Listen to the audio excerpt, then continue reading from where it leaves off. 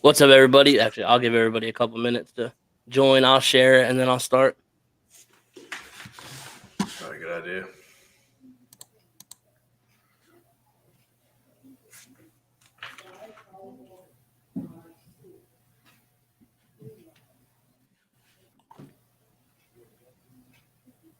All right, I'll go ahead and start now. What's up, everybody? If I can get my fucking phone to stand up. There we go. What's up, everybody? Welcome into the 2021 NFL Draft Roundtable. Sean Redden with Nick D'Amelio and Zach Deal. We're going to be alternating picks as if we're the GM of the teams that we're talking about. Again, we're still a week out. We're not going to do any trades just because we're going to try to keep the show short and sweet. If we did trades, we could be here all night. We will highlight certain situations where we think a trade could happen. So we will do that for you, but we're not going to actually go through with the trades and like compensation and all that because nobody got time for that. So we're just going to run through 1 through 32 and then get you guys our picks on what we think is going to happen. And like I said, we're going to alternate. And feel free to chime in on the comments on whether you're watching on YouTube or whether you're watching on Facebook. And join the conversation. Let us know who you would pick at the certain spots. But with further ado, I guess I'll go ahead and make the toughest decision of the draft as the Jacksonville Jaguars with the number 1 overall pick. QB Trevor Lawrence. I know it's a big shocker out of Clemson. I don't think he's as crazy of a prospect as like a lot of people think. I think he's the safest quarterback pick in this draft. But I don't know if his ceiling is as high as everybody else in the Jag. I think Trey Lance or Justin Fields' ceiling could be higher depending on the situations they go to. But Trevor Lawrence is a safe pick. He was from the time he was a senior in high school, he was always going to be the 2021 number 1 overall pick. So Jacksonville Jaguars get their quarterback. Zach, you're up on the clock as the New York Jets. Who they got? With the second pick in the 2021 NFL Draft, the New York Jets select Zach Wilson, quarterback, BYU. Short and simple, not a shocker here. This guy was a real big climber. He's kind of been like the consensus, like longer than Lawrence for the Jets, and Zach just disappeared. All right. Well, we'll get him back in a second. The Jets have already fired Zach Deal. Apparently, Jets fans. I don't know what happened, but we'll let Zach get back here and then explain the pick. But obviously, I think that was another obvious one with Trevor Lawrence as well. The Jets have been linked to Zach Wilson for the entire process. They could have had Deshaun Watson, maybe, but he likes to spend a little too much time at massage parlors, so they're going to pump the brakes on that and just take Zach Wilson here. Damn. Nick, you're up. I guess I don't know when Zach's coming back, but you're up on the clock with the 3rd overall pick, and that would be the San Francisco 49ers who traded up to get here. Yeah, so I mean, this is the first actual pick in the draft where you got to think a little bit. Like, obviously, it's going to be a quarterback. They've all this is going to be the most interesting pick of the draft because it's gonna whoever the 49ers take is going to set off a chain reaction. Right. And we got Zach back here. We got Zach back. Zach, before Nick makes his pick with the 49ers, you want to go ahead and just give us a breakdown on why you're picking Wilson? Zach Wilson was a pretty big climber. To keep it short and simple, I think Zach Wilson is actually what people thought Johnny Manziel could be in the NFL, and he's actually a mature guy. So I think his ability, he actually has that type of ability. Like the college highlights we saw of Johnny Manziel, that's the athletic ability of Zach Wilson. So, and he's definitely a lot better decision maker. So I think Zach Wilson, like you said, with Trevor Lawrence, he's been the consensus perennial number 1 overall pick since he practically stepped on a college football field. But a lot of these other quarterbacks may have higher ceilings. So definitely, like we said, it's the first 2 picks are kind of a given. I do like your thoughts on Zach Wilson. I do think he's a crazy playmaker. Everybody wants to talk about his pro day and that crazy throw he made, but I mean, it's a pro day. They're out there in Under Armour leggings. I could give 2 shits what kind of passes he makes at his pro day. Right. To be honest, it's more of a concern if you look like shit at your pro day than it actually like looking good. If you look good, you're just doing what you're supposed to. But Zach, I'm glad you're back. I thought the Jets fired you already. I was like, damn, he got the boot Nah, that no quick. way. We can't get fired that early in It's the cool though. tenure. It's cool though. The fifth pick was going to rehire you anyway. So, Nick, go ahead and give us the third overall pick, the 49ers. All right, so like I said, man, this is the first pick. Like, and you said, Sean, too. This is where everything's going to come into play. This is when teams are going to start debating: are we trading up? What's going on, and all that fun stuff. And real quick, if you guys are in the comments, you disagree or agree, or you think someone's better than what we say, please comment, and we'll put it up just on tell the us show. who your picks. We're curious. Yeah. So shout out to Jason chiming in. I'm gonna go ahead and select Trey Lance from North Dakota.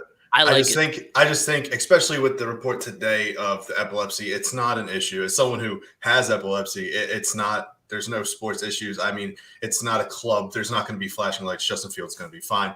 But focusing on Trey Lance, they went to both his pro days, and both times at Trey Lance's pro day, you saw Kyle Shanahan in the background with a smile on his face. I think Trey Lance just fits what the 49ers are trying to do with the fast wide receivers they have, the multiple running backs they have. It's just an obvious pick that Trey Lance is going to go to San Fran, in my opinion. I'd be shocked if it's anybody else. Yeah, I don't understand the conversation about people saying it's a lock for the 49ers to move all the way up here to get a same style quarterback that Kyle Shanahan's always had in his offense and Mac Jones. So I don't understand why they wouldn't chase today's prototype at quarterback, which would be Justin Fields or Trey Lance. So having a quarterback already ready on your roster, Trey Lance, let him sit back for 1 year, has a lot of untapped potential, played one game last season in college. So that's a good pick. Trey Lance is QB2 for me in this entire draft class. My rankings will be out next week.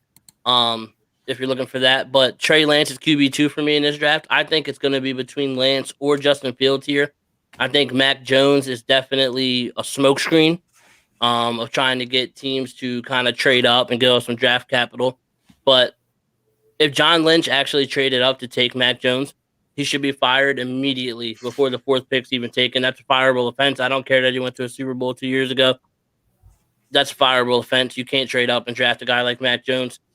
But quick note, Nick, to your Trey Lance pick, John Beck is now a quarterback coach. He was a former player, actually played under Shanahan, and Kyle Shanahan actually asked Trey Lance after his last pro day to start working out with John Beck because Shanahan trusts his opinion. So I think for him to actually go out and find a quarterback coach for Lance, that kind of signals to the fact that Lance is high on their radar.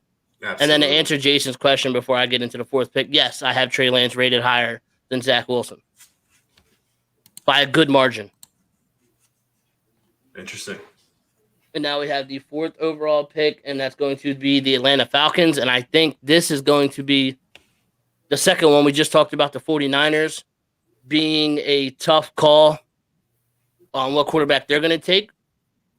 In this situation, Justin Fields is sitting there. Georgia kid. Matt Ryan is 36 years old. New head coach in Arthur Smith. Does he want to go ahead and bring in his guy in Justin Fields who fits this prototypical offense? Definitely would be the best quarterback Arthur Smith has worked with, considering that he had Ryan Tannehill in Tennessee, but he was able to get a lot out of him. I really, really want to give Justin Fields here to the Atlanta Falcons, but I'm not going to. I think Atlanta runs it back with Matt Ryan and Julio Jones and Calvin Ridley, and they have a bunch of offensive weapons. The defense actually came along towards the end of the year. I'll have them taking Kyle Pitts, tight end out of Florida here. In my opinion, he's the best player in the entire draft class. He's a freak. You can put him outside. You can put him at tight end. You can line him up in the slot. He's a mismatch. He's a matchup nightmare for anybody that's going to have to cover him. I think he's too good to pass up here. Atlanta might stink again if it doesn't work out, and they're going to be in the running for a quarterback-heavy draft class next year. So go ahead and give me Kyle Pitts to the Atlanta Falcons here at number 4. Yeah, basically you got to ask yourself, do you want to get Julio Jones' future replacement or Matt Ryan's future replacement? Like you said, Kyle Pitts might be too good to pass up on, so that's no shocker there. Yeah, I think Kyle Pitts is Travis Kelce on steroids. Yeah. From an I just was athletic standpoint, a little surprised he only had a 33-inch vertical leap, but that's not going to fray me away from anything that has to do with this game. He put on his tape, and look what he's done to SEC cornerbacks, safeties, linebackers, whatever you match up with them. Just absolutely dominates them. And now moving on to the 5th pick. This is another one where it's going to be interesting which way they go. I personally think it's malpractice if they don't take an offensive lineman here, considering the injury Joe Burrow's coming off of. But there is a familiarity with one of the best playmakers in this draft class. Zach, which way you going here? Yeah, you nailed it. I texted you guys in the group chat, and you guys know how I feel about this. Jamar Chase teams back up with his college quarterback, and the Cincinnati Bengals have an extremely high draft pick in the 2nd round too. So there's a lot of tackles that after these first 2 tackles or 3 tackles that go off the board, whenever they do go off the board, there's going to be kind of a logjam at the end of the 1st to mid-2nd round. So they can pick up a tackle there, especially from a high caliber school.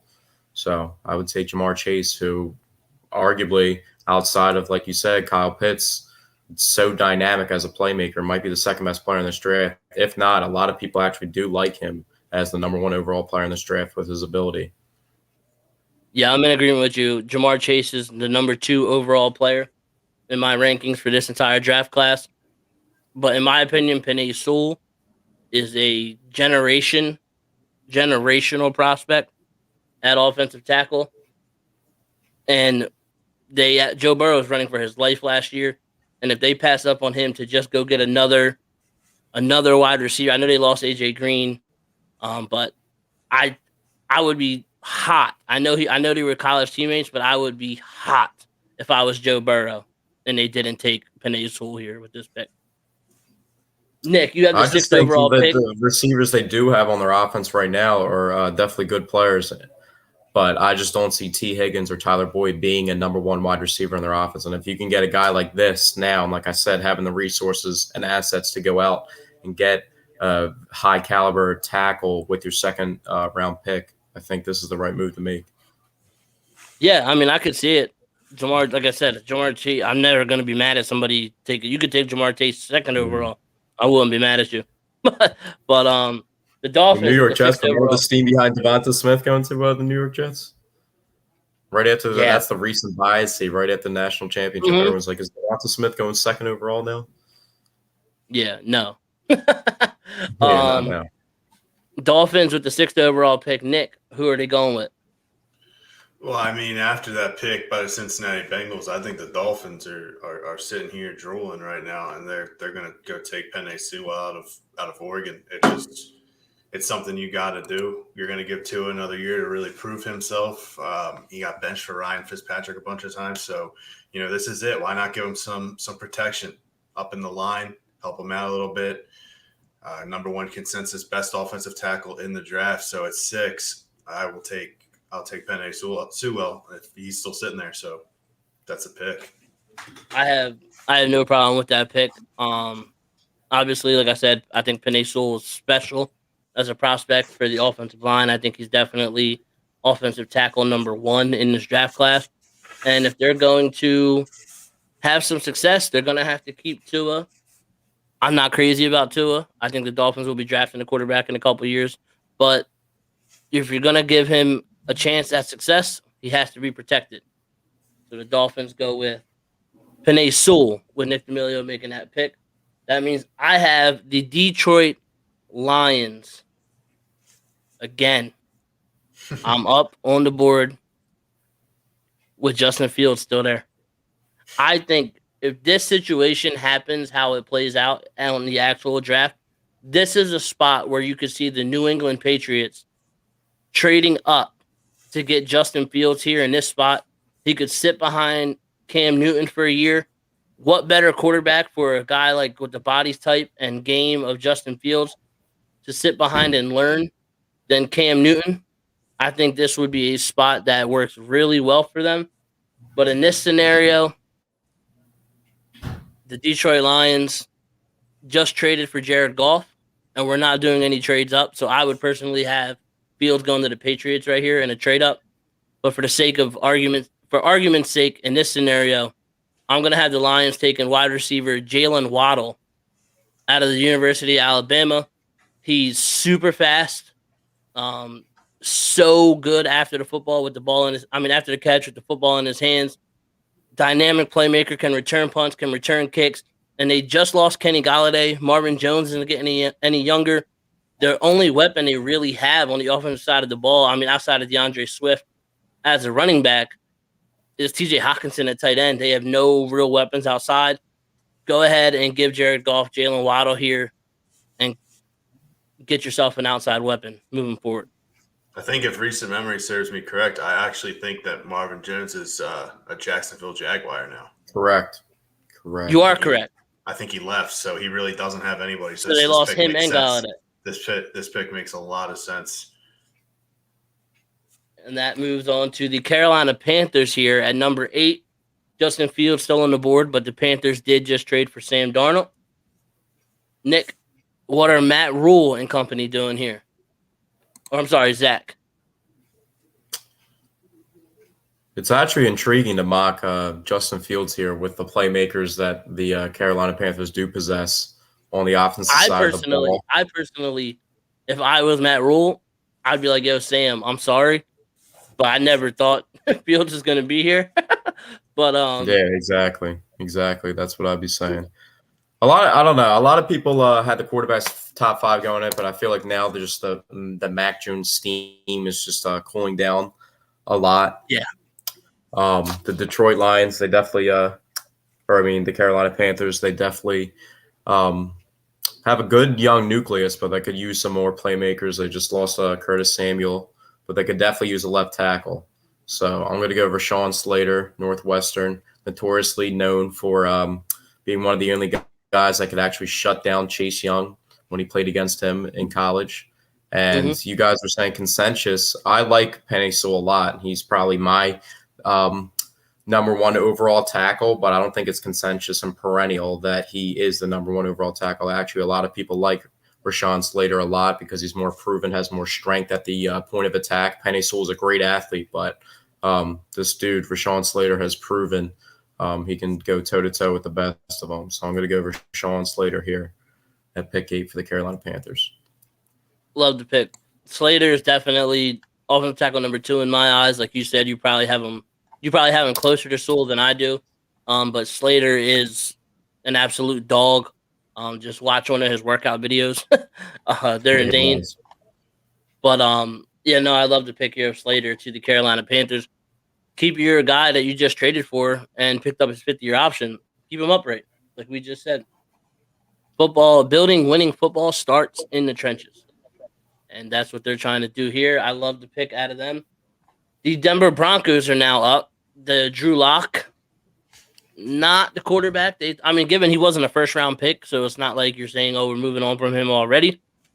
Nick, you're up here with the Mile High City. Do they say, sorry, Drew Lock, but we're handing the keys over to somebody new? I believe they do, but it's not who you think. It's just been constant where Denver has just made terrible picks when it comes to quarterbacks. And you got to remember, John Elway is not there anymore. Yeah, even though he's not in charge anymore, I can still see this being Justin Fields getting passed over again, kind of like a Brady Quinn situation where everyone thought Brady Quinn was going to go high and he just fell all the way down to 22, or Aaron Rodgers is more memorable. And I think that's for Justin Fields if he doesn't, if you guys don't put him somewhere else. But that being said, I'm going to go Mac Jones here, to be honest with you. I think there's a 0% chance I'm going to go Mac Jones. I'm going to shock the world. On the board, so. I'm going to be honest, Nick. I think that kind of just ruins the rest of this draft.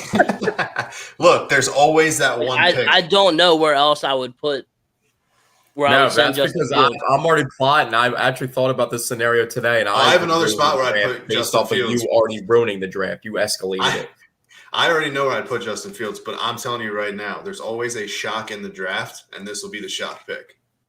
Okay. If you think this is the shock pick, I'm going to shock you where I'm going to land. I don't think Fields is even going to be on the board here. If he makes it to the Lions, Of course. If he makes it to the Lions, then the Patriots. I don't see any scenario where the Lions don't take him, regardless of Jared Goff. I mean, Jared Goff obviously was traded. You saw there's a difference between a guy like having a bad season. Jared Goff was in the Super Bowl 2 years ago. Carson Wentz, you saw what was given up for Carson Wentz, and Jared Goff was drafted in front of him around the same age, and how much was added in that Matt Stafford trade. So I don't think they're connected for future references with Jared Goff or tied down to him at all. Yeah, I'm with you there. I could definitely see him going to the Lions. I just think it's more likely that they pick up some more draft capital. Yeah, exactly. They're in a full rebuild. I think one thing we can all agree on, though, is if only 3 quarterbacks are taken by pick 9, the Denver Broncos are licking their chops. And 100%. Zach Wilson and Trevor Lawrence going 1 and 2. They're going to get either Trey Lance or Justin Fields at 9 if that were to happen. So 100%. They're going to be standing there waiting to hand the ticket. Mac Jones, turning their phone off. Turning their phone off. I will get Mac Jones. I will get Mac Jones mugshot tattooed on my body if he goes 9th overall over Justin Fields. I'm writing it down. I'm writing it down. It's on air. It's on air. Anybody can come back and watch it or just listen. But moving on to the 10th overall pick, that's me, the Dallas Cowboys. I think this is a no-brainer here. Their defense was absolute dog shit last year. They drafted Diggs, one of the corners that I like, but he's super raw. Switched from wide receiver to corner last year. Not last year, but he did in college. He switched from wide receiver to corner, and the Cowboys drafted him last year. They did sign Keanu Neal, who is going to be playing linebacker for them. Secondary is still not very good. I think it's a no-brainer here. He's not the number 1 corner, in my opinion, but he is the biggest name, and that's what the Dallas Cowboys, that's all they care about when they draft. They're going to go ahead and take the second best cornerback in this draft, Patrick Surtain out of Alabama. This just makes too much sense. He's a very good player, locked down some of the best receivers in the SEC. Absolutely. And that'd be interesting to see the dynamic duo between CB1 and CB2 playing with each other in college and already knowing how to play off of each other and then joining up in the NFL. You don't really see that too often. So that'd be interesting to see. I like Diggs a lot too. So absolutely. Now the 11th pick, the New York Football Giants on the clock with Zach Deal. They spent a shit ton of money in the offseason on Adoree Jackson and Kenny Golladay. Where are they going here? Here we go, Nick. Thanks for ruining the draft. Since for unforeseen measures of seeing this even happening and just not even believing that it's true, the New York Giants pull the Arizona Cardinals, but not that close to removal of their quarterback, and they draft Justin Fields 11th overall since he's on the board. Thank you for doing that, because if you didn't, I was still passing over him on the Eagles because it's just I want this draft to be somewhat realistic, and Fields ain't going to be there. So I wasn't even going to take him. Yeah, I don't think he's going to be there, but I actually thought in my mind today, reading about the epilepsy thing, I don't think there's any chance he falls outside the top 9. But if he does, and the New York Giants come across him with that pick, I think it's a serious consideration that they would actually but like you guys said, we're talking an astronomical gap. We're not doing trades. So, I mean, if we were doing trades, obviously, I don't think any of the top 5 quarterbacks, maybe Mac makes it out of the top 10, but Mac ain't going in the top 10. He's not. It depends if someone gets desperate. There's one team interested in him, and it was smoke. The 49ers. Nobody else is on there. If the Patriots don't trade up, never put they that might through settle my for Mac. thought process that the 49ers had true interest in that. That just is so. No, it was all smoke. It started when Shanahan went to Mac Jones Pro Day instead of Justin Fields. And they were like, oh, look, he's not even going to watch Fields. He's going to watch Jones. Yeah, because he actually has a relationship already with Justin Fields and watched him play already multiple times. He has to go see Mac Jones more closely than Justin Fields. He has to do his due diligence. People just ran with that without having any background in the situation. He already he's literally worked out Justin Fields before. So I'm like, I went on a big time tangent and ran on our last podcast with Nick about Mac Jones. Do I get Philly? No, Yeah, you do. Oh boy, I must have done the math wrong before the show. All right. Do I get to be Howie? Can I just do some stupid pick or trade back, something no one sees coming? Nah, I'll keep it real. I'll keep it with you. Easy pick. I think it's J.C. Horn right off the bat.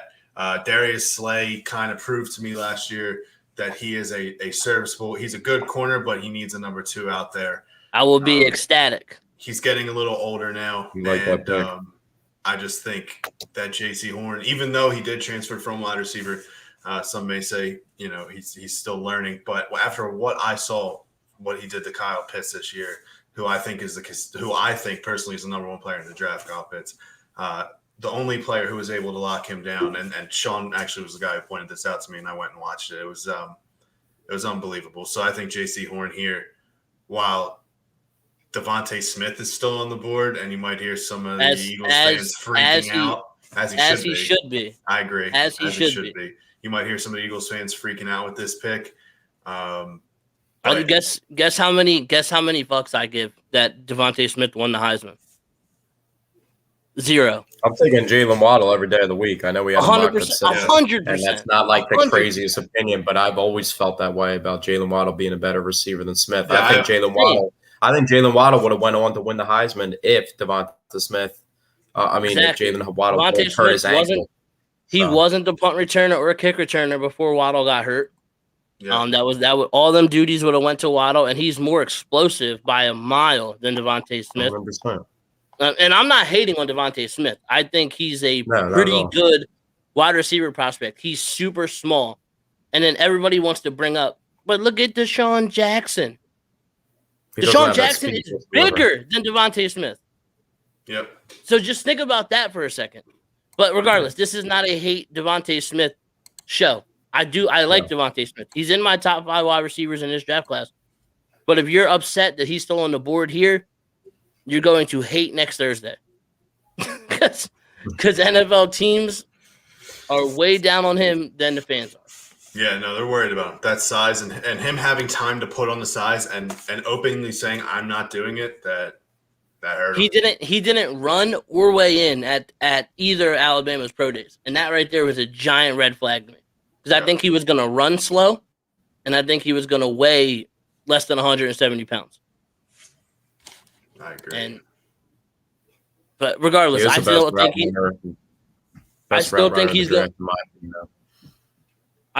he's going to be a good wide receiver in the NFL. I just when you're picking right here, you don't pick good, you try to go for great. If the Eagles do J.C. Horn, I see Jalen Ramsey with J.C. Horn. So if that's the ceiling, you gotta go get that guy. The Eagles pick is J.C. Horn, I'm gonna be horny on Thursday night next week. Oh, come on. So sorry to you guys that are gonna be doing the show with me. But now I'm up with the 13th overall pick, the Los Angeles Chargers. Weapons galore. Mike Williams, Keenan Allen, Austin Eckler, the running game. He's electric in the passing game as well. A lot of ways you can go here. They traded Desmond King in the offseason. At the trade deadline last year. They lost Hunter Henry. A lot of different ways you can go, but again, I'm stressing with these rookie quarterbacks or these second-year quarterbacks. I said I would have took Sewell if I was with the Bengals. The Dolphins, I love them taking Sewell. Since in our situation, the Bengals took Chase. I'm going to go ahead and get Justin Herbert some protection, and I'm going to have them take in Elijah Tucker out of USC. It's kind of debatable between him and I don't know why I'm blanking on his name right now, but the tackle out of Oklahoma State. Between offensive tackle 3. Yes, Tevin Jenkins. I kind of went back and forth with them, but I will take Vera Tucker right here in this spot. Sean, I just want to say I think that's an absolute great pick because when I originally thought you had the Eagles, I was looking into the Chargers, and that's who I would have had taken too. He's the best offensive lineman available, and I think he'll be, like you said, after all teams should look at what happened to Joe Burrow this year, all these young teams with young quarterbacks, and be like, we got to make sure that doesn't happen to us. So I completely agree with that pick. Great pick. And he has the flexibility to play inside and outside too, so you get versatility down the offensive line. So good pick. The team literally gets to pick if they want to put him at tackle or guard. And now the 14th overall pick, the Minnesota Vikings. Interested to see this. Who have a lot of needs. Mm-hmm. Justin Jefferson obviously was a hit last year. They still have Dalvin Cook and Kirk Cousins. Defensive side of the ball, Eric Kendricks and Harrison Smith, and then not a lot to love around that. And Gladney, one of their top picks from last year's draft, might have thrown his career away a couple weeks ago. So it's going to be interesting to see what Zach does here. Who do you have the Vikings taking?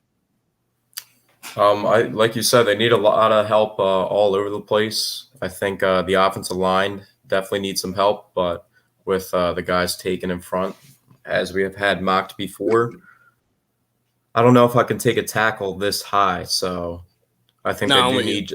Besides Jenkins, I would consider Jenkins here.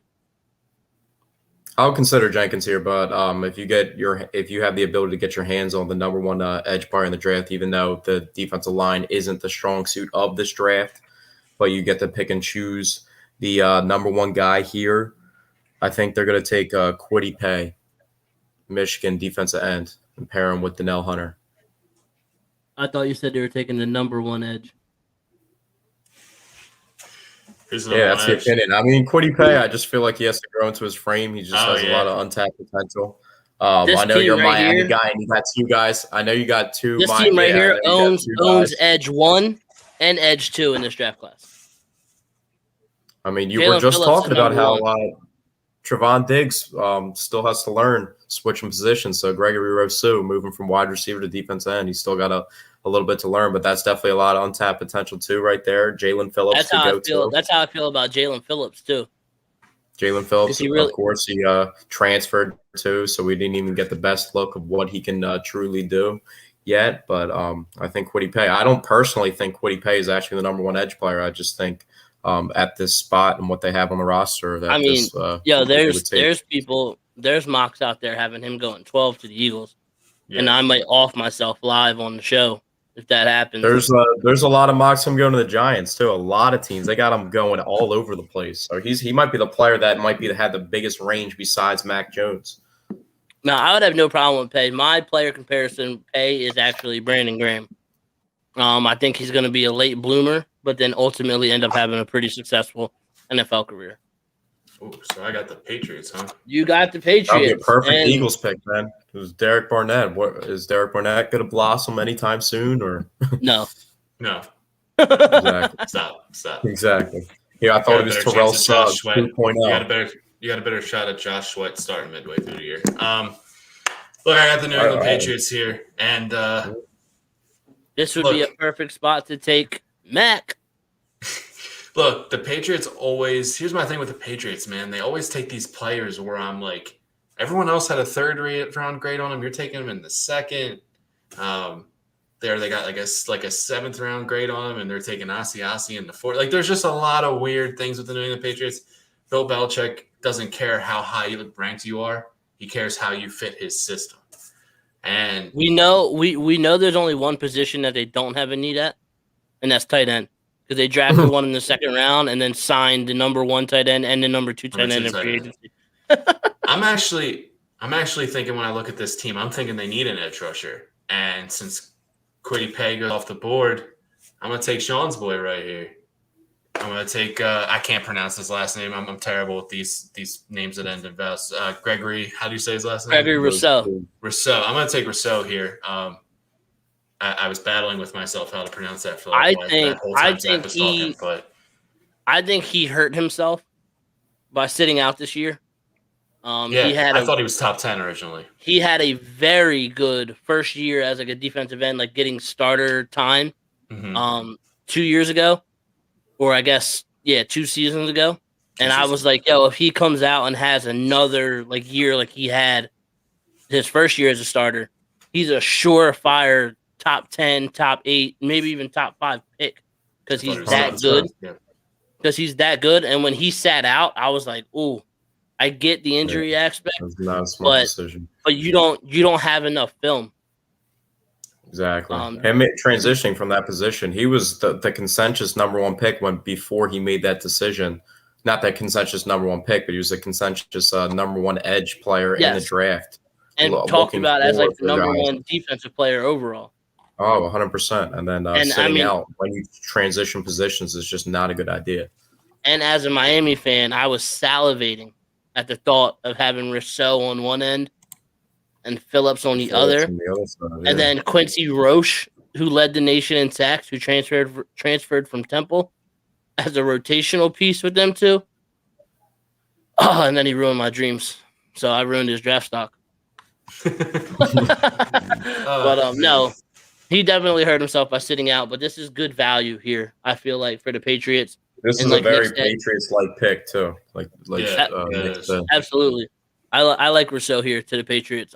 I do think another avenue that the Patriots could go, though, is a rangy linebacker here. And they have two options if they do want to go that way. They could go with the safe option, or they can go with the high-end potential but possible character issues. But Gregory Rousseau is definitely not a bad pick. And Zach, your thought process is exactly where I'm going with this Arizona Cardinals team. I think they have a strategic draft philosophy of always best player available. We saw that last year when Isaiah Simmons fell to them and they pulled the trigger. But they got to figure out where to play him. They kind of tweened him between safety and linebacker last year. In my opinion, I don't care where you play him. He has to be on the field every snap. He's that special of a playmaker on the defensive side of the ball. And I think they're going to go that same route this year. They signed J.J. Watt. Don't know how big of a signing that is in 2021, but they are pairing him with Chandler Jones, who obviously has leads the NFL in sacks over the last few years. So they got two guys coming off the edge. Patrick Peterson, Buda Baker. Patrick Peterson is no longer with the Cardinals, right? No, he's on the Minnesota Vikings. That's what I thought. Buda Baker, though, is pretty much their only proven guy in the secondary here. They could take a shot on a guy like Farley. Right here, I think this would be very good value for a guy like Farley. But I think they stick to the philosophy of best player available, and they just go ahead and add another playmaker and on the defensive side of the ball, and they're going to take Micah Parsons, the linebacker out of Penn State here. I mean, he was the best player available at the time, like you said. That's Arizona's. Isaiah Simmons and Micah Parsons in one defense would be a remarkable sight. Freaky. So Isaiah Simmons also, he like you said, he just couldn't find where they were going to put him last year, and he's intercepting Russell Wilson to win games. Played really well versus the Eagles, guarding Jalen Hurts in the read option game as well. So having two rangy guys like that would be an absolute nightmare. Absolutely. That takes us to the host of the draft, the Las Vegas Raiders, with the 17th overall pick. John Gruden, Mike Mayock, now Zach Deal. Where are they going? The Raiders they're another team that kind of has that Patriots type formula where they're dead set on a guy or they're dead set most likely on a trait. So after going with speed and having 2 first-round picks last season, they did unload a lot on the offensive line. So with that being said, all the changes there and the value with this guy being there, Tevin Jenkins from Oklahoma State. I like it. Yeah, I was thinking if I had Oakland, I was thinking pretty much Las Vegas, Nick. I'm sorry, Las Vegas. Wow, that was the first time I've done that in a while. I was thinking offensive line. I mean, that's pretty much where you have to go. If this is really Derek Carr's last shot, why not put people in front of him? I think there is a chance, though, Vera Tucker is here, and he would definitely probably be their pick over Tevin Jenkins because they would like a guy more so in the interior. But Tevin Jenkins here definitely wouldn't hurt. Outside of Slater and Sewell, the rest of the tackles, I mean, you have obviously Jenkins, and then you have Tucker, and then even like a guy like Leatherwood. Leatherwood can go at any point. Yeah. For the tackle spot, because I don't think the talent separation between them 3 guys is as big as it is with the first two compared to them. So it's going to be interesting to see where they fall in line in the back end of this first round. Yeah, you also have Mayfield from Michigan as well, who I think could sneak in the last couple of picks in the first round.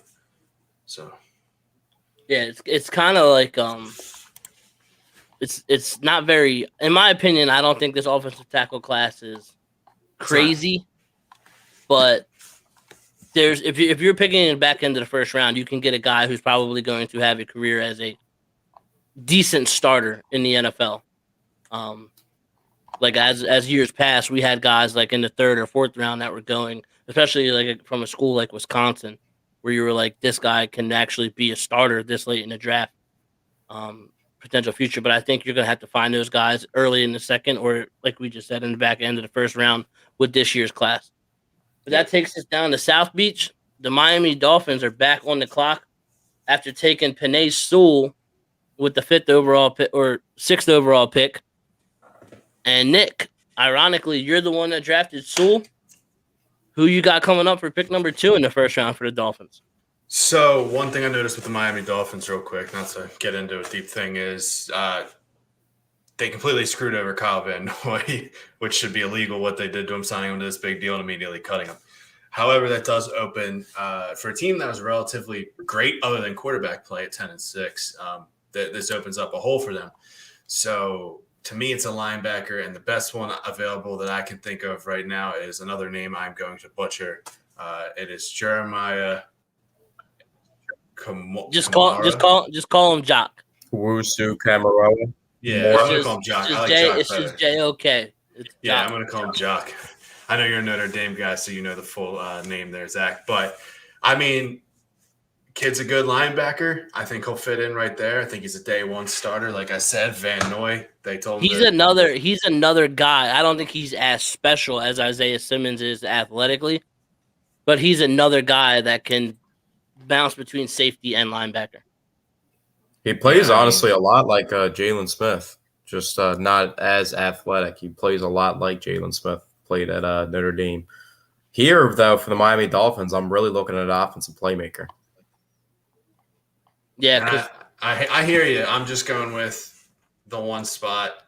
There's two I do like this pick, though. I mean, I think this is definitely a good value pick with the linebacker. It's a solid pick. Yeah, linebacker and wide receiver, there are two holes. The Devontae Smith fall continues. Let's see if Sean will stop it. Yeah, that's actually crazy. That's actually crazy that he hasn't gone. Yeah, I think he will probably go before this. Mm-hmm. Oh, 100%. I didn't even realize that he hadn't even fallen. I would have taken him in the mid to low teens area. Yeah, somewhere. When I do my personal math, that's probably where he's going to go.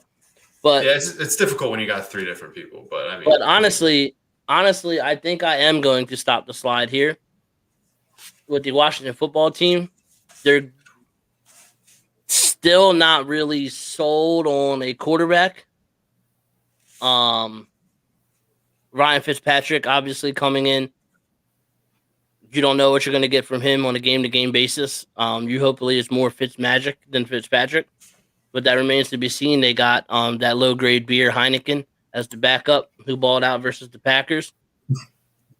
And Jason, real quick, the Eagles, we had them taking J.C. Horn, the cornerback out of South Carolina, who is the number 1 corner in the draft. In my opinion, in my rankings, I have him as the number 1 pick.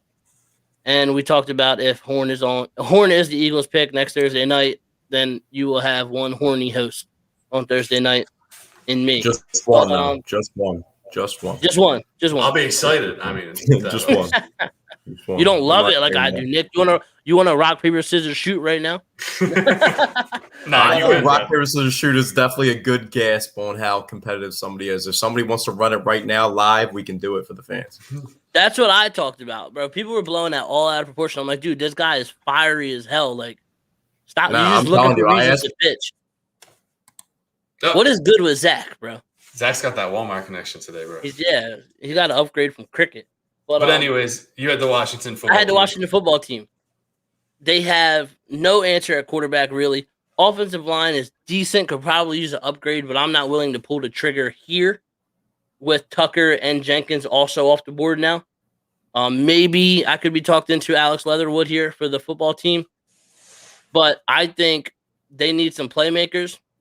Tight end Lance Thomas actually came along last year. He looks like he's going to be pretty solid for them moving forward. Antonio Gibson out of the running game looks like he's going to be a pretty decent running back moving forward. But you got to, and the defense is balling. Their front four is absolutely out of their minds. In my personal mock, I personally have Zaven Collins, the linebacker out of Tulsa here. I think God was just like flexing when he created Zaven Collins with just how freaky he is. But for argument's sake here in this scenario, with the way the picks have played out with you two picking as well, it's value here. You can pair Devontae Smith with Terry McLaurin and then worry about your quarterback later. Yeah, with Zaven Collins, it was between him and Greg over there, Russo or whatever, however the hell you say his name, from Miami. It was between them two for the Patriots because Collins is a Patriots player, man. They could put him in the box. They could put him in a safety. They could put him in end. I mean, he is kind of like, who was that safety they took last year? What was that guy's name? Kyle Duger? Was that his name? Or 2 years ago? No, last year. Yeah, you're talking about. Yeah, he was from the small school. Yeah, I forget his No, you're right. It's Duger. Yeah, he reminds me of a way better version of him. So, but I agree with Jason. I got to throw this comment up real quick. Yeah, like we said. I don't see but like Jason says, falls to them. I think this is maybe a little sooner, but I don't think like Smith is not. He's not going to go as high as people think. No. Yeah. He's not. He's No, I don't think so. But if he does start slipping past the New England Patriots, which he could very likely go to them, someone's going to trade up for him, guaranteed. Or he's going to the Arizona Cardinals at 16. A lot of people think the Arizona Cardinals are going to go wide receiver for whatever reason. I mean, they don't have too many long-term options outside of Hopkins on the roster, so it is an option. I just don't really think that would be the smartest pick. But Devonta Smith, you can't deny that wouldn't be good value for the Arizona Cardinals at 16. Absolutely. And Nick, Zach, while you were going, I did end his slide. I took him with the football team. Outside of Terry McLaurin, they don't really have any weapons. Lance Thomas looks like a solid tight end, Antonio Gibson, and then you just add Devontae Smith into this offense. And with that, if that defense keeps playing at the level it was playing at last year, and Fitzmagic and isn't turning the ball over a lot, they could very well find themselves as back-to-back NFC East champions this year. But now there's also another spot a Virginia Tech kid could go too. Just saying that I think Farley has a chance he could go here. I told guys. I told Nick that in my personal mock I have Zaven Collins going here to the football team. Oh yeah, defense could definitely benefit them. Just add to that young nucleus on defense and just get that back end right.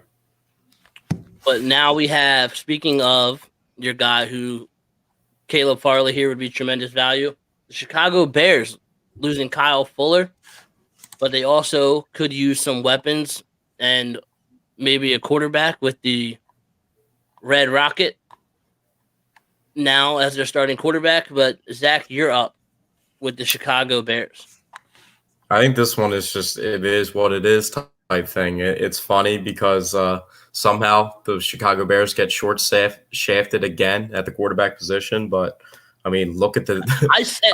They got to be the only team. Look at their roster. When you look at the quarterback depth chart, it's just the most. It's literally a joke looking at it and saying, Andy Dalton, Foles. It's literally a joke. I was like, they literally every year is like, we're gonna sign Allen Robinson. We're gonna trade for Khalil Mack. We're gonna have Kyle Fuller. We're gonna have Eddie Jackson. We're gonna have why am I saying the roster is so deep all over. Even the guys who drafted last year with Jalen Johnson's a great player that they drafted, second rounder. It's just a great team. And then you look at the quarterback position, and it's like the Super Bowl team with Rex Grossman. You're like, what is going on? And I don't even put it out. Let's build this awesome roster. Let's build this awesome roster, and then at quarterback, the most important position on the team, fuck it. We'll just devalue it, and we'll do it for decades too. We've been doing it with the 85 team with McMahon playing quarterback for him, wearing a headband. The only person I know wearing a headband underneath his football helmet, like a true sweatband headband underneath his football helmet. And for the record, McMahon is probably he's in the probably their conversation best quarterback ever. For best Bears quarterback ever. And like the best quality he had was the headband. He wasn't even really that good at football. No, 100%. 100%. You didn't really have to be that good when that defense was that good. But they still use that same mantra, 25, 35 years later, trying to win football in an offensive league. So, I mean, like we said, we love the roster, but if Mac Jones slips this far, which I think there is a chance that he does, looking at the quarterback depth chart, as much as I don't believe Mac Jones should even be a first-round pick, you have to take him here just to save the PR look from the face. But I don't know. Let me ask you guys this real quick. Is it a better look for them to just take the BPA, invest like Caleb Farley could definitely be justified? There's some other really good players on the board here still. But do you force the quarterback issue just because of how bad your roster is after you not going to panic? After you just drafted Mitch Trubisky in the same draft with Deshaun Watson and Patrick Mahomes? They're not going to panic. Now it's a little. Now you kind of have a little say with Deshaun Watson and how his career might be blowing up right now, but you'll never get over Patrick Mahomes, especially trading up to do that too. Moving up one spot. Who knows? Maybe if Watson ends up in Chicago, he's not addicted to massages.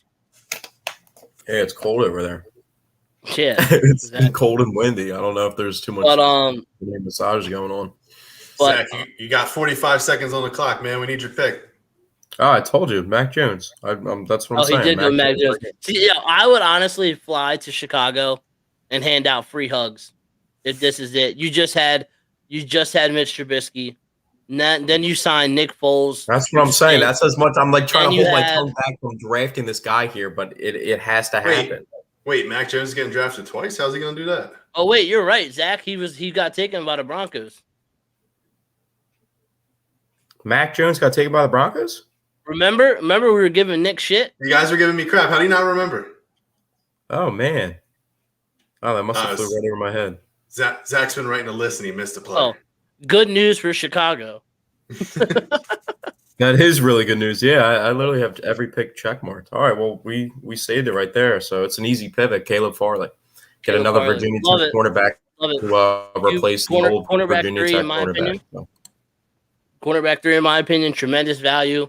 Little scary with him coming off that injury, but if you're getting him at pick 20, that's solid. They could also go offensive playmaker as well. They definitely need a quarterback. They're not going to take Kyle Trask or Kellen Mond this high. Maybe Kellen Mond goes before Kyle Trask in the second round, whatever reason. But Kellen Mond is so bad. I hate his throwing mechanics. He looks so disgusting when he's trying to throw the ball. I see somebody trying to hype him up. Trying to hype him up with a workout video. I said, did you ever watch a Texas A&M game? Ever? He just does not look natural. He doesn't look natural throwing the football at all. He does looks like a robot, and the ball comes up like this, and then he's like literally so stiff when he's trying to throw. Like, it's weird. But a lot of people are high on him just because of his frame and his athleticism. But that's what I said. Watch him do something though, and it's like the slowest thing you ever. You think he's in slow motion. Yeah, when you're watching. I see a lot of turnovers. If he gets a start or an opportunity, I see a lot of turnovers with that type of mechanic with the ball raising up. But I'm going to take Caleb Farley right here. I think they could go offensive playmaker. Wide receiver could definitely be an option here. Devonta Smith, maybe the Chicago Bears try and I don't know how people would feel about that, but if Devonta Smith is one pick away from their grasp, maybe they try and trade up and give a little bit of something to try and help Allen Robinson out and build a little bit of a core out so they can get a quarterback at some point down the road, whenever it's going to be. But I'm not taking Kadarius Tooney or Rondell Moore over Caleb Farley at this point. So Caleb Farley's the pick. All right, Nick, you have the Indianapolis Colts. Who are we taking? Who are we adding to Carson Wentz's repertoire?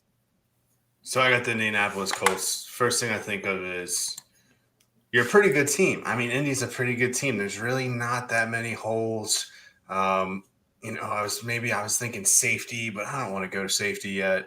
So I'm going to go with the best wide receiver left, in my personal opinion, who I think is a first rounder, who I think a lot of people are sleeping on, and that's Rashad Bateman from Minnesota.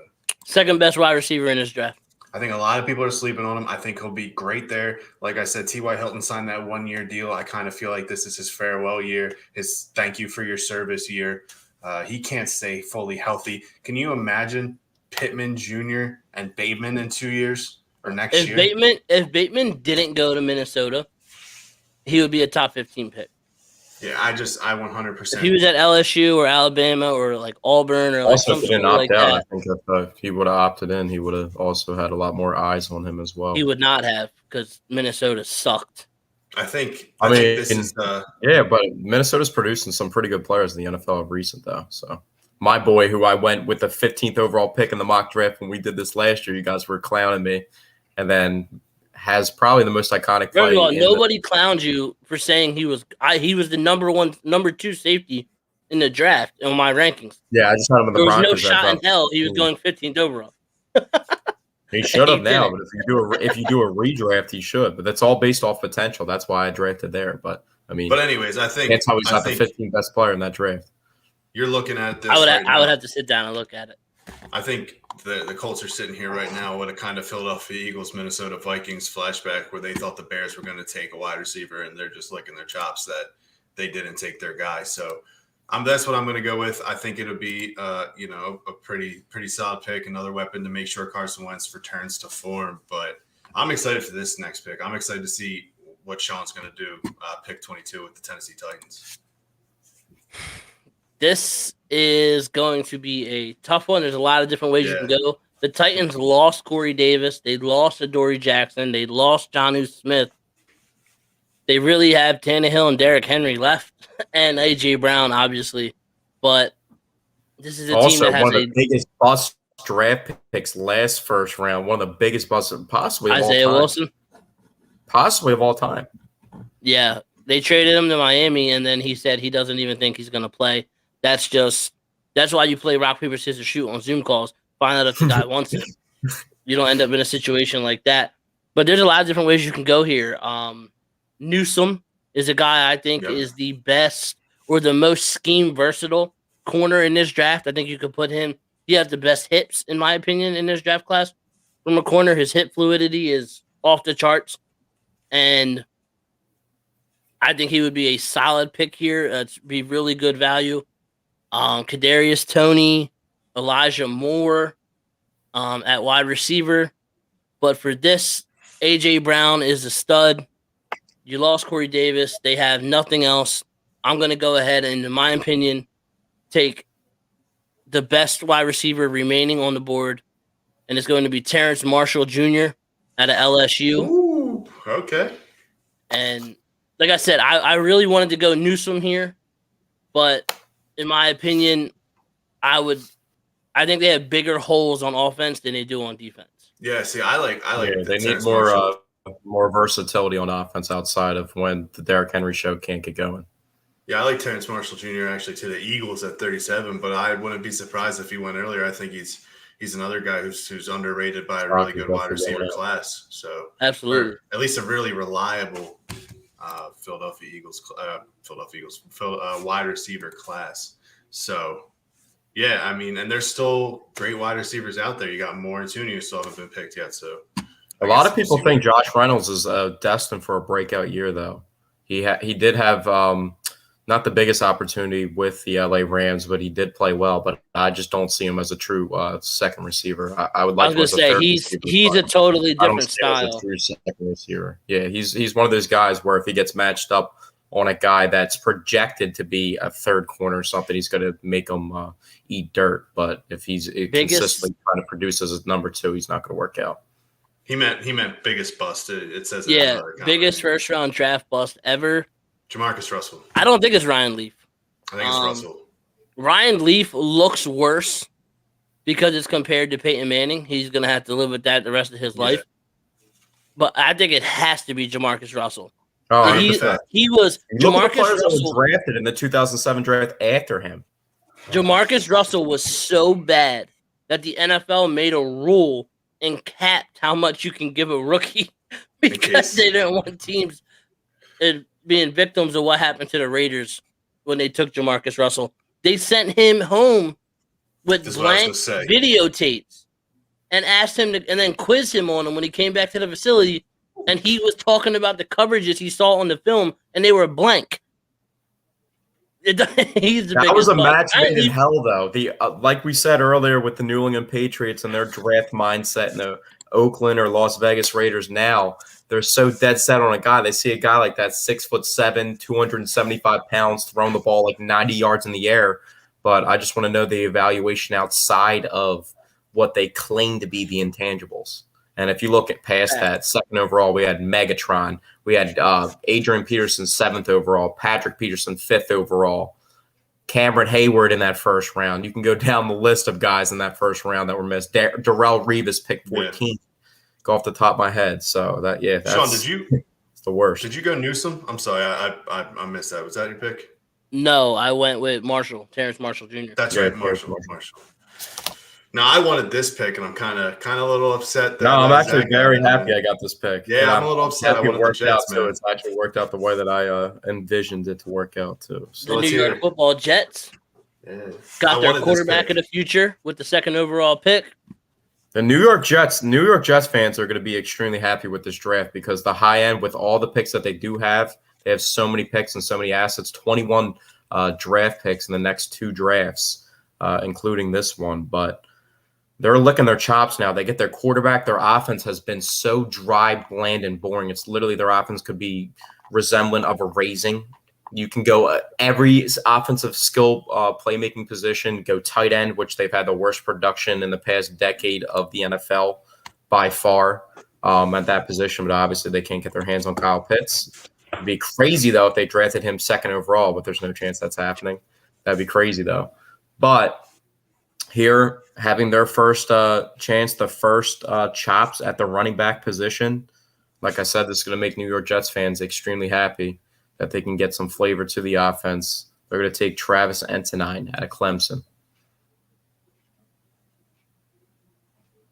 Whatever you say, right. Travis Etienne's guaranteed. I will guarantee now. First of all, you guys on air, Travis Etienne goes for 1,500 scrimmage yards or more. First of all, Zach, it's Etienne. And if he ends up on the Jets, he's not putting up the numbers. Nope. But okay. At least not year one. But I think he's a lot. I think the gap between him and Najee Harris isn't too close. I see when I watch Travis. I think Travis Etienne is the best running back in this draft. Oh, 100%. He ain't putting up them yards. He's going to get killed on the Jets. That's why I was giving you the thumbs down. We're not talking about the same New York Jets, man. We're talking about a new era of New York Jets football, and I think it started last year. Mekhi Becton. They're the same team. They just have a different floppy hair quarterback. Okay, we'll see. I'm not saying they're going to win anything but we shall see. Look, Zach, I personally have Newsome going here with this pick. I think there's a 0% chance they take a running back. Everybody that I talk to that's around the Jets organization is like, when they see mocks with Najee Harris is normally the running back that's mocked here. They think it's just looking at it from like the outside world. Robert Saleh is preaching defense. Obviously, you're not going to take a defender that early. The defense was historically bad last season. But they have a good front with Quentin Williams leading the way. Team was historically bad. Their offense wasn't absolutely. At all I think without a doubt, their second first round pick is somebody on the defense. I don't think they go running back here. And that's just me. I personally was mocking Najee Harris to them when I first started, but then when I started talking to people, they were like, "I don't even think it's a consideration." Now I'm happy because I'll say. I'm sorry, Sean. Go ahead and finish your point there. No, that was it. I was just going to say, based on how many other holes the team has and how valuable the running back position can be later in the draft, I think it would actually be very upsetting for Jets fans if they did pull the trigger that early on a running back. I'm kind of happy, though, that you took Etienne because my next pick with the Pittsburgh Steelers, I didn't want to get slack for saying this, pick 24. I'm actually going Najee Harris. I mean, Same. you have McFarland Jr. as your quick off pace guy. Hey, don't you forget about Benny Snell.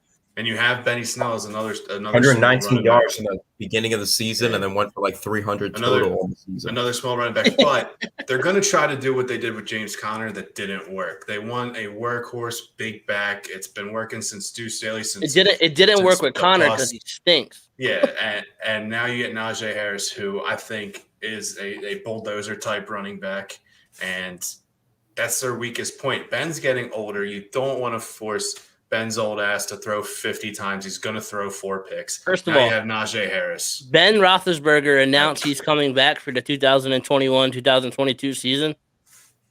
His arm has been retired for 3 years. Drew Brees retired. Drew Brees retired this year. His arm retired in 2017. I just don't understand why the Steelers aren't ready to move on. Where are they going? Like, who are they taking here? Or like Mason Rudolph. I remember people were trying to mock Justin Fields falling to 24 here, and I just thought that was absolutely outrageous. I mean, the Steelers would probably do some dirty things to make that happen. Yeah, 100%. But I don't think they would. They can't trade up though. They've traded a first round pick to move up for Devin Bush from 21 to 10 before, which was 2-3 years ago, and then they just traded a first round pick for another defensive player, Minkah Fitzpatrick. So I don't think they could trade. I mean, it's a different situation talking about a quarterback, but what are they going to trade up for Mac Jones? No chance. We'll see though. For their sake, for his sake and their sake, I hope not. But yeah, the Steelers. I'm gonna have the same thought process as Nick. Najee Harris here. He seems like an NFC North running back. Whatever that. You guys have Travis. Who do you guys got? Travis or Najee as your number one guy? Travis. Yeah, he's more of a playmaker. He's more of a playmaker in my opinion. Yeah, I've Travis as well, but I work to get my camera back here. Harris is definitely Harris extremely just good fits at pass Pittsburgh. game. I don't see like the big astronomical gap. I just see that crazy burst from Travis is just different. It looks like Alvin Kamara out there. So Harris just fits what Pittsburgh is trying to do. Body. Now moving on to the 25th pick, the Jacksonville Jaguars. Nick, they got Trevor Lawrence earlier. Who are they taking now? Actually, I believe this is you. Who's up? No, it's you. Zach just picked for the Oh wait, no, I'm sorry. You took Najee. Yeah, it is you. It is you. You had the Titans. I do have the Jacksonville Jaguars. That is my bad. All good. There's a couple ways they can go here. They could definitely take a guy like Alex Leatherwood here. I don't think it's crazy. It's a crazy reach to take for another offensive tackle to go in the back end of the first round. But I think they got their quarterback of the future. They have offensive weapons. As we said, they added Marvin Jones. They still have DJ Chark. Running back and James Robinson was very, very good for them last year. It's surprising, yeah. Conley is a pretty valuable, third or fourth option as a receiver for them as well. I think their offense is actually going to be okay. And I think there's still value there if they can take a tackle with their next pick. So I'm going to go ahead and have them drafting Trayvon Moehrig, the safety out of TCU. I don't know if it's I don't know if it's a little early for him, but I do like the value here, and I think it fills a big need on this Jacksonville Jaguars defense.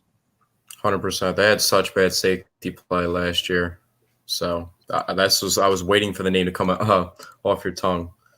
And like you said, yeah, this is just like an untraditional draft. Like the positions that are usually valued and high on the draft, it just doesn't have too much depth. So it's surprising to see the first safety off the board and to say that you think it's a little early, but it is pretty much the truth. But exactly, because this year there's not really that standout guy or standout two guys at safety. I think the safeties might be the closest position between the gap between 1 through 5 might be the closest. I also think corner, 100%, corners too, but. The safety gaps and then even the edge gaps, in my opinion, are the two.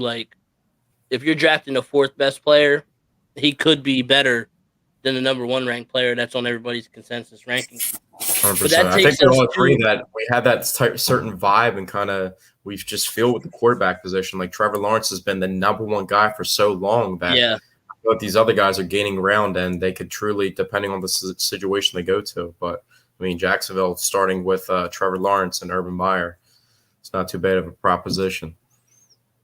Zach, that means you have Believeland, the Cleveland Browns, who made the playoffs last year, upset the Pittsburgh Steelers in the first round while their head coach was stuck in his basement, trying to build on that momentum. Not the biggest upset. I don't even know if I consider it an upset. Maybe betting-wise, yes, but if you look, I mean, I was looking at this. That is what's considered an upset, Zach. Yeah, no, but I'm saying like that. If you actually look, we all know the Steelers aren't holding weight like the 11-5 and 11-15 that they started. Not even close. I think they actually could have been considered the worst playoff team in the entire playoff picture last year. But if you look at the Cleveland Browns. I mean, I guess I would have probably said the football team, but the football team did beat the Steelers. The football team put up the second best fight in the NFC versus the Bucks. Only 8 points. Yeah, but that was a weird game. That fell on my Brady theory of him going to bed early. I told Nick about that. Yeah, that's crazy. I actually read this whole article about all the stuff he does before he goes to bed. It's just crazy. He doesn't touch his phone or anything. But getting back to Cleveland Browns, looking at pick 26. I know. If I was the Browns, who I'd be salivating to take here, and I'm curious to see if you take them. I mean, for them, it's pretty much BPA because they have. If you look at the roster, they might have the deepest, best roster in the entire NFL. I think they have one giant hole. Actually, I'm trying to think if Sean and I have the same person in mind. They have a very good team, like you said, but I think they have one giant hole. And I hope it's not the player that I want to take for Baltimore next. I got to make sure I'm not going to say somebody that you guys already had on here. All my check marks clear out here. Because the Mac Jones was a big-time debacle over there. A big-time debacle. I completely went right over my head. I remember that whole conversation. The NFL skipped your pick, bro. You handed in that card. I was going to say you would have ran out. Roger Goodell would have had your ass.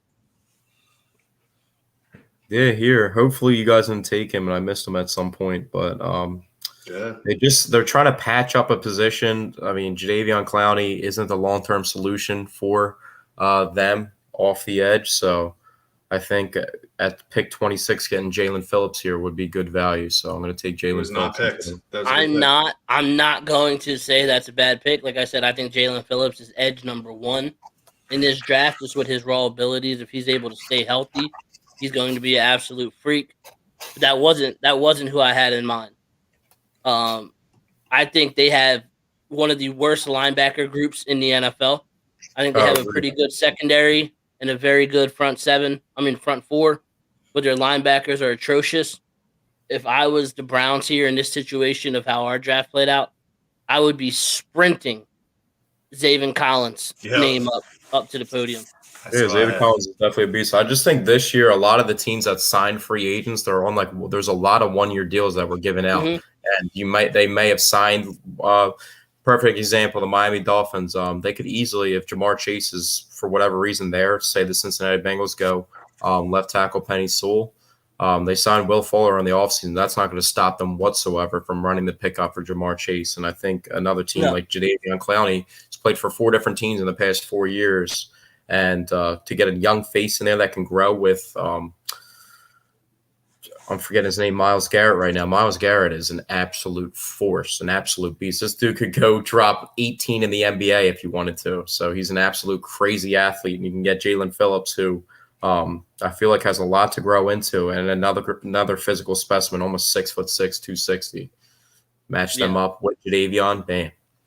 You got to form. And Jadeveon Clowney isn't any good, by the way. So they could definitely use a defensive end. Clowney's living off one hit behind Jadeveon Clowney. Outside the measurables, I think he's still going top 5. But if he didn't have the Michigan play on his resume, the highlight tape play, like that made him a household name. It was almost like he's still living off that. He's done absolutely nothing in the NFL. Like nothing at all. His most memorable play in my book, outside the Carson injury, is also the 2-point Nick Foles almost literally taking his head off in like week 16, 2018 season. So He's known for hurting quarterbacks. So if you need to take out a quarterback real quick, but like just think about that. It's 2021, and we're still like, oh wow, Jadeveon Clowney's a free agent. Remember that time he popped South Carolina's running backs head off? Khalil Mack was drafted 5th overall, and that dude is an absolute horse. So absolutely, Nick, you have the Baltimore Ravens here. Yeah, I think. Well, go ahead. I'll let you make your pick. I think it's a sin this guy's still on the board. I thought he would have went 4 to 5 picks ago. Look, you lose Ngakwe, you lose Matt Judon. What are you gonna do? I think this guy is he's listed as a defensive tackle, but you could absolutely switch him to a defensive end in the right situation. I'm gonna go Christian Barrymore from Alabama. I think if they don't take a wide receiver, Lamar Jackson. Yeah, I think a wide receiver would be an absolute sin to take here. It would absolutely be a crime. They need a wide receiver so unbelievably bad. And for being a Notre Dame guy, I was not high on the past 2 wide receivers that the Notre Dame put into the NFL. And I'm still not high on Chase Claypool because he's more so of a gadget guy. Miles Boykin is not the number 1-2 answer at the wide receiver position they thought whatsoever. So I definitely think they needed something. Barmore, like you said, Nick, is good value here. Yeah. But Lamar Jackson is going to whoop somebody's ass if it's not a wide receiver here. Lamar Jackson's going to whoop somebody's ass. I mean, if you're talking Alabama defensive players and the Baltimore Ravens, that goes hand in hand. That's the epitome of what they try and do in drafts. So I'm not players, but here they need a wide receiver so urgently bad. And the drop off between the end of the first and the end of the second is just not going to be a gap that they can afford, in my opinion. Yeah, I'm with you. I don't think it's a bad pick at all. Like I think Barmore, that's tremendous value to get Barmore here. But Lamar Jackson is going to whoop somebody's ass. Yeah. And in this situation, in this situation, it's yours, Nick.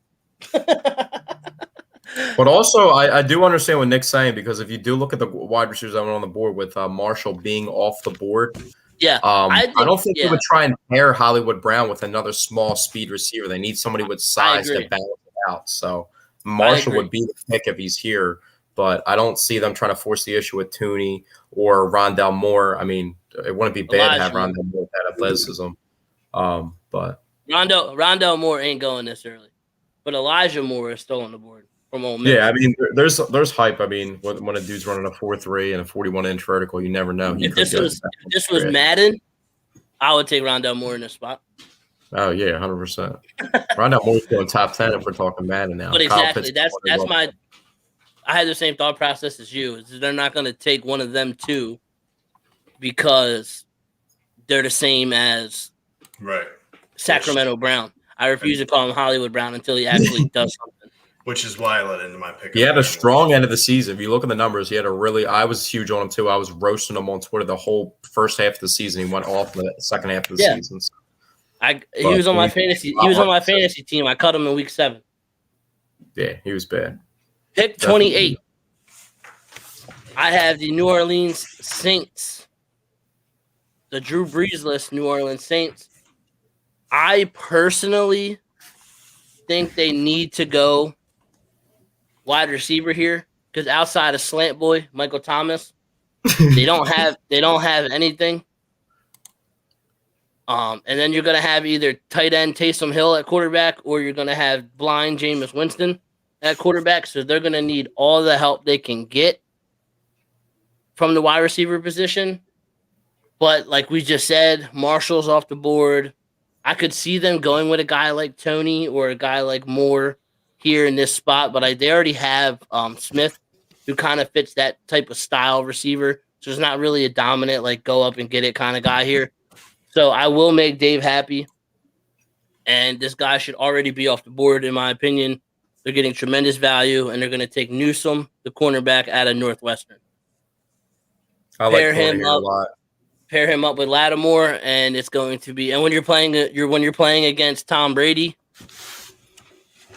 and then maybe Julio Jones and Kyle Pitts and Calvin Ridley, you're going to need 2 shutdown corners. Skip Slant Boy Layton's not liking that. I'm not. First of all, I don't call him Slant Boy. I don't call him Slant Boy. That's just what he's known as around the league from cornerbacks. Oh yeah, 100%. I agree. I mean, here we're gonna see how good Michael Thomas actually is now without Drew Brees. Quarterback. Looks like you did good, Sean. Yeah, but how much he shouldn't be here. But how much was if we give him the benefit of the doubt, Michael Thomas? How much was it that Drew Brees' arm was so shot that his number one receiver had to be close to the line of scrimmage for anything to even happen? But then again, if you saw what they did with Teddy Bridgewater when he came in the game, he was throwing absolute straight up 5-yard passes at most when he was in the game, when he filled in for Drew Brees too. So yeah, Teddy was not so much drop off. Downfield. But defense I like here a lot too. I think Zevin Collins, their linebacking core is a little weak there. So Zevin Collins could definitely be another really good pick for them because they have Demario Davis, who's like 35 years old, who's still good, but 35 years old and nothing really around him. So, but that moves us on to the Green Bay Packers. And I literally, every mock I've ever done, I had the same player going here every single time. And I think the matchup or the match is like you couldn't get any better. Like if this was on Tinder, they would super like them. And you can't change my opinion on the fact that this is the most perfect fit ever in this entire draft class. But Zach, who are you going? I know you're not going to do what I think you're going to do or what I want you to do. But let's see where you're going. Let's see if we had the same thought process. Here, the logic we were just using with the Baltimore Ravens, I think they need a wide receiver. Man, no chance. They do that, that'd be crazy. I still don't even know if Jordan Love's ever going to make it onto the field. And that situation is starting. The crock pot is starting to get to the boiling point because once you're in year 2, after that, they're going to have to make a decision going into year 3 whether Aaron Rodgers is their quarterback or Jordan Love is the pivot move to make at that point. Because if you try and use Jordan Love in year 4 after going with Aaron Rodgers, you only get 2 years to really see what he's about. Are you picking up his 5th-year options? There's just too many question marks. It's with the Green Bay Packers this year because they didn't get to see Love at all in preseason, so they still have yet to see him in any game. Exactly. And they just had the MVP of the season, you know what I mean, coming off back-to-back NFC championship. You just went to exactly. Yeah, and with a rookie quarterback going back-to-back, or a rookie coach starting his career off going to the NFC championship in back-to-back years. So, but the Green Bay Packers are weird because they're such a good regular season team, but at the positions they have really good players, but they have no depth behind that. They just have an extremely good, talented player at a position, quarterback. They had depth at running back, but wide receiver, cornerback. So here, I'm going to go Kadarius Toney. You can balance it out with Devontae Adams, get some speed on the board. There literally is not a better fit for a team and a player than Kadarius Toney to the Green Bay Packers. 100%. Thank you, Zach. There is not a better fit in this entire draft. They're so lopsided. Like, I don't understand. Even with that, I think corner could, depending on who the corner is on the board, they have Kevin King absolutely getting baptized in the NFC Championship last year. Just got smoked, just absolutely smoked last year. And they have Jair Alexander, who's arguably the best young corner in the entire NFL. Devontae Adams, same thing. Arguably the best wide receiver in the league. Nothing around him. So I think it's either or, but they need to balance this out. Devontae Adams, you get speed on the other side of Devontae Adams. They were trying to trade Aaron Rodgers in his career has never had a guy who can stretch the field like Kadarius Toney. And you can line him up anywhere. They were trying to trade for Will Fuller at the trade deadline last year and just couldn't make it happen. So, and then he ended up getting suspended. So, no, but I'm with you. I don't think there's a better fit in the entire draft than Kadarius Toney to the Green Bay Packers. I love the pick. I love to see it. I think a lot of just NFL fans would be happy with that. Finally, seeing that Aaron Rodgers, if he can go to the playoffs, he can have something else other than just the 2 options that he normally has between Aaron Jones. And it would open up. It would open up Adams' intermediate route running. Exactly. Not that he really needed to be opened up, but it would just help it out. But now, Nick, that makes the guys around him, Lazard probably a bigger threat, and Robert Tonyan, MVS too. So yeah, Nick, you have the team that kind of surprised everybody last year with the run that they went on. 1 win away from going to the Super Bowl. The Buffalo Bills. Who are you going to be bringing to the Bills Mafia? See, have two positions I'm looking at right now with the Buffalo Bills. I think they need more size in the secondary. So I think a big corner would be a good pick for them. There's a kid from Syracuse that I'm interested in who might be able to sneak his way into the first round.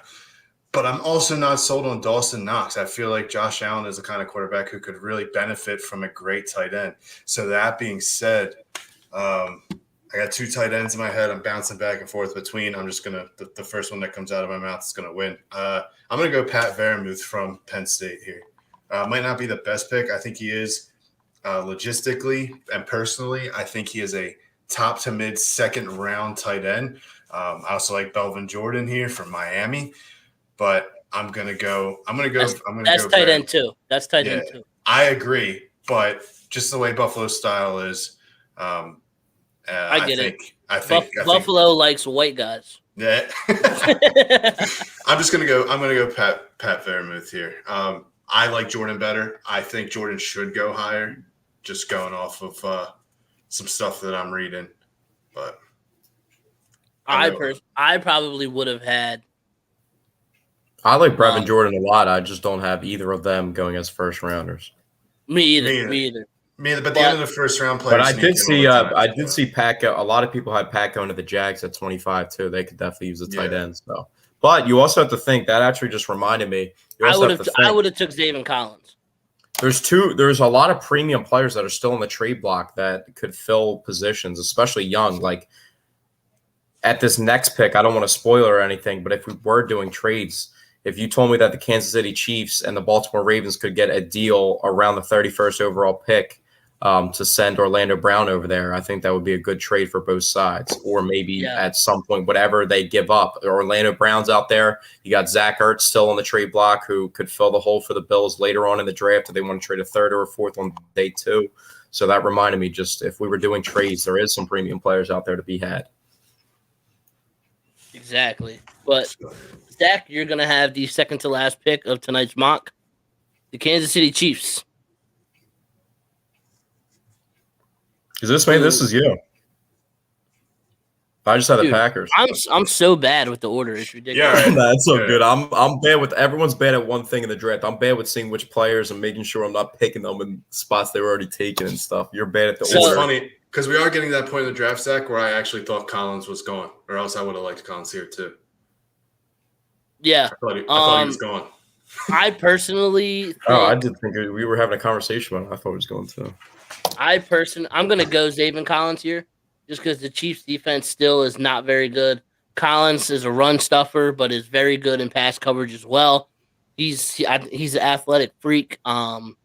Zach, you weren't here. I believe it was when you dropped. I said that God was just flexing when he made Zaven Collins. I love the guy. I can't believe that he's still here in this mock. It's tremendous value for Kansas City. In real life, they're probably going to end up going O-line here because they let their entire offensive line go after they nearly got Mahomes murdered on Super Bowl Sunday. Bold strategy. We'll see if it pays off. But too much value here. They're going to go Zaven Collins, the linebacker out of Tulsa.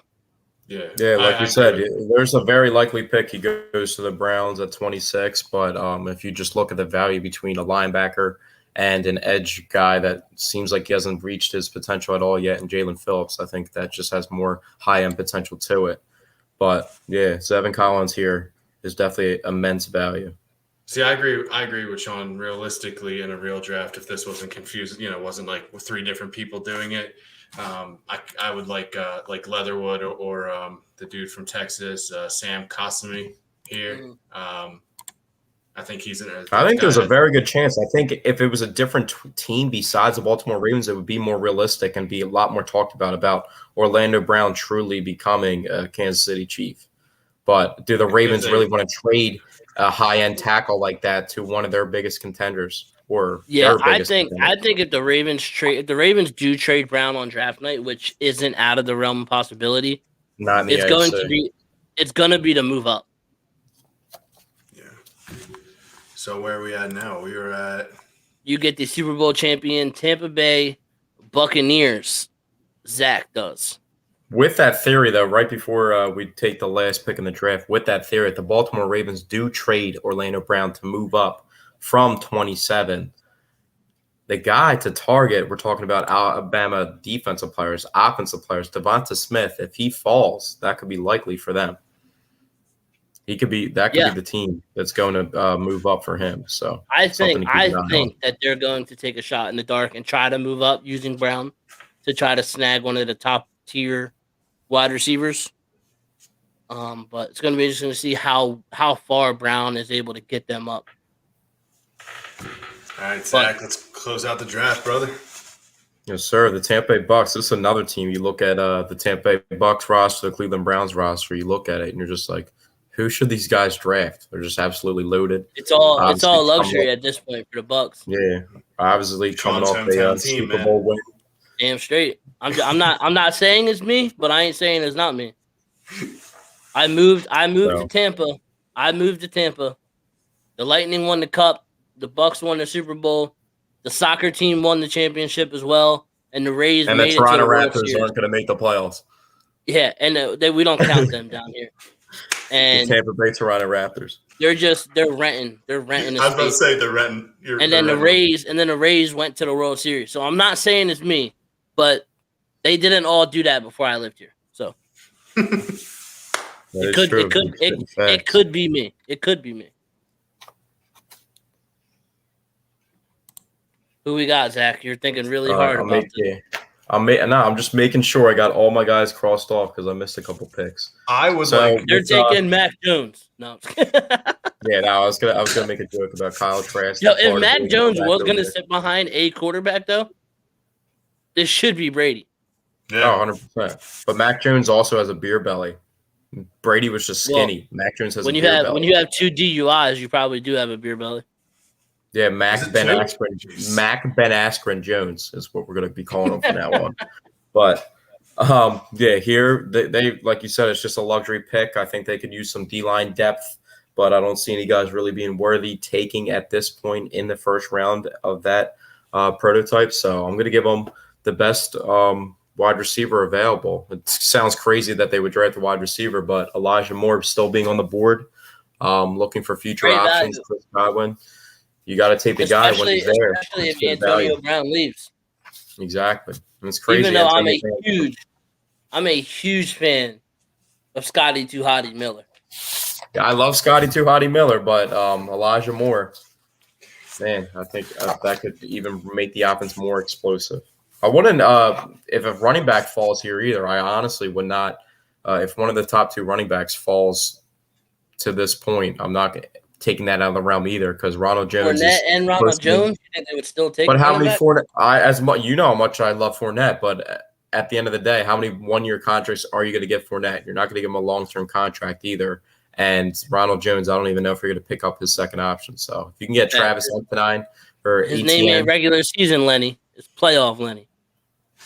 Would you guys like Asante Samuel? You're literally talking to the leader of the fan club for Leonard Fournette right now. So I don't know who you're spewing to, but I think running back definitely wouldn't be off the board if one of those 2 guys are there. What'd you say, Nick? You guys like Asante Samuel Jr. here? To the Bucks? No. No. I mean, it would definitely be a luxury pick, but their corners are so young, and Sean Murphy Bunting, Jamal Dean, Carlton Davis, and then Antoine Winfield at safety. I could see a safety with this pick to pair them with Winfield. Yeah. But no, I don't think – I mean, Asante Samuel Jr., I love him as a prospect. I think he's going possibly the first pick in the second round or anywhere from 33 to 40. But I didn't like what you said, Nick, about the Buffalo Bills. I think if anything, I don't even have to even look or sniff or even think about touching defensive secondary. I think their secondary is absolutely locked in for a very long time. Well, the Buffalo Bills, I took a tight end. I mean, I know, but we were talking about how they could use some cornerback, like a big cornerback. I think they're completely locked in. They might have the best secondary in the NFL. I think they need some size. Honestly. But I think that's because they have the best safeties in the NFL. Yeah, they're definitely the best player. But at the end of the day, all 3 of those guys all got mossed to lose the game versus the Arizona Cardinals. So and Tre'Davious White is a dog, but I mean to Nick's point. Josh Norman was playing a lot of time on that Bills defense last year. And in 2021, if Josh Norman is playing a lot for you, you probably have a need at corner. Man, Josh Norman, we're talking about lockdown, Josh Norman. We're not even taking the release me because I'm not signing my franchise tag, Josh Gordon. Yeah, we're talking about Josh Gordon. Yes, he was very good for the Carolina Panthers, but then he also played for the Washington Redskins. Well, I mean, he was also a late bloomer. He didn't get good until his third or fourth year in the NFL anyway. So he had the shortest prime in the NFL of 2.5 seasons. Although he had one of the most exciting games. The game him and Odell were going back and forth. That was epic. Everybody was going. I went to the Eagles game that day, but it was the late game, and we watched that game on the flat screen attached to the camper in the parking lot while we were drinking, and it was epic. That was like Damian Lillard and Russ going back and forth. Like everybody who had Odell as like a wide receiver in fantasy was like stressing. They were like, he can't get kicked out. Like, chill the fuck out. Oh, Odell might be the most stressful fantasy football player there is. Yeah. Between all the bullshit you got to put up, and then you bench him, then he goes for 3 touchdowns versus the Cowboys, then he's hurt 2 weeks after that for the season. Just it's an up and down roller coaster with those guys. Absolutely, but this was fun. That was all our picks. My player rankings and my personal mock draft will be out next week via podcast form, most likely. Sir, I'll have a mock draft coming out as well. Hopefully we have the website back up in order so we can get that out to you. If not, then it'll be on our personal pages. So make sure you guys stay tuned. But appreciate everybody tuning in. For Zach, Nick, I'm Sean. Talk to you guys next time.